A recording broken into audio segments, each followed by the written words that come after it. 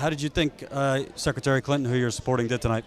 Secretary Clinton did very well. It was a very lively debate. To watch this debate versus a Republican debate is to see that in the Democratic Party today, it's a party that's talking about issues that matter to American families. And Secretary Clinton addressed how we can create greater opportunity for all people, no matter the color of their skin or their last name or how much money their family makes or doesn't make. She also addressed some important foreign policy issues like our relationship with Cuba and Latin America that resonate here in Florida. And she addressed the Puerto Rican debt crisis and said that Puerto Rico should have the ability to restructure its debt, which is an issue of concern to a lot of Puerto Ricans who live here. Do you think in some ways she's dodging a little bit on the transcripts, saying, I'll do it when Republicans do it? I mean, if there's nothing to hide, why not release them and bury the issue? No, she said that she wants to be held to the same standard as everybody else. And so if every candidate out there, Democrat and Republican, is going to be expected to release transcripts like that, because that's a new request, that's not something that's made every time when people are running. And mind you, in every cycle, there are a number of candidates who have made these kinds of speeches. If that's the case, then if everybody's going to do it, that she'll do it. Well, it's kind of different when after the Wall Street crash, which a lot of these banks played a big part, you get hundreds and hundreds of thousands of dollars.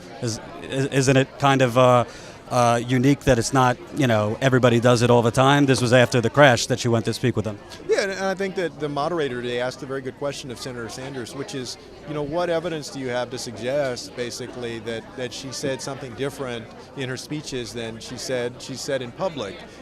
She doesn't. That's why I want to see them. Well, and so she said that she's willing to release it. If that's the new standard, then let everybody do that. But the other thing is that she has a track record of taking on Wall Street on important issues. She supported Dodd-Frank. She went to Wall Street and she told them that they were acting in a way that was leading us down the wrong path. She has supported additional reforms, including more comprehensive reforms than only Glass-Steagall, which economists on the left and the right have said is probably the best, most comprehensive approach that we can take to reining in Wall Street. So I think that she's been good on the issues. The media often pigeonholes Latinos that the main thing they care about is immigration, but talking to many Latinos around the country, they're just like me, education, healthcare. Why would Secretary Clinton be better for the Latino community? What was the question? Why would Secretary Clinton be better for the Latino community on education, health care? Secretary Clinton has a long track record with the Latino community. One of her first jobs was in politics was registering Latino voters in South Texas, in my neck of the woods.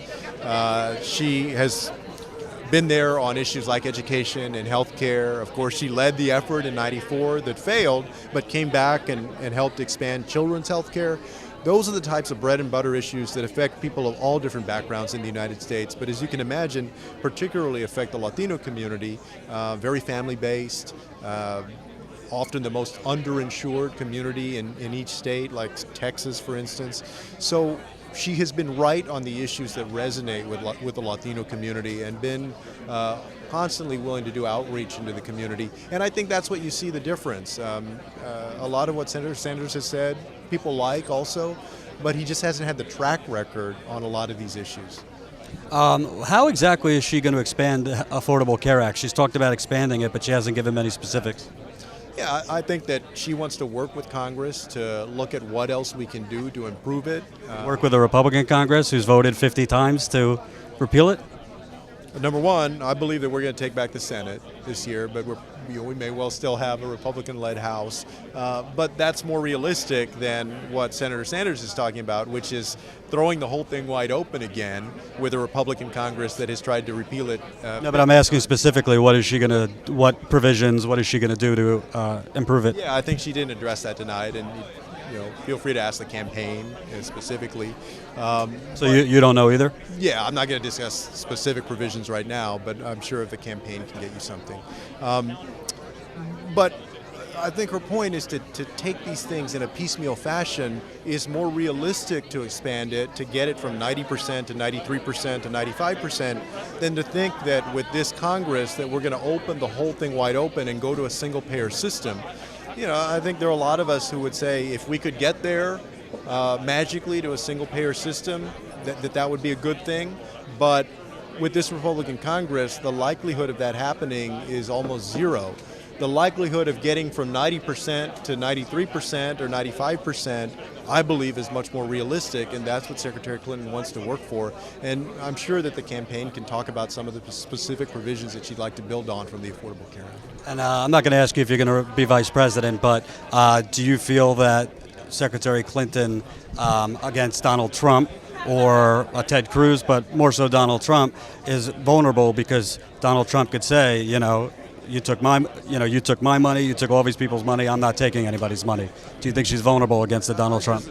Donald Trump is like a hall of mirrors. The guy is not leveling with the American people. First of all, he has taken money, and he's loaning himself a lot of money that he intends to get paid back, and very likely in a general election would turn around in a heartbeat and start accepting large contributions. So I don't believe the hype of Donald Trump, and I believe that he's not leveling with the American people. He's already taking money from outside interests. I think he would step that up in a general election because he's clearly not willing to completely self-fund. So I don't think that question will present itself in that way. But you don't think she's vulnerable in that issue with him? Not at all. Not at all. I mean, when you look at his track record, on issues, on business practices, on the fact that he actually is taking money from other people, it's a hall of mirrors. And could you name for us some up-and-coming Latino politicians that our audience might not know about and what they're working on? Yeah, people often ask, for instance, because of the Republican set of candidates this year, where's the diverse set of candidates for Democrats? That's what I was asking. Is that, we have a good bench, whether it's African American or Latino politicians that are coming up.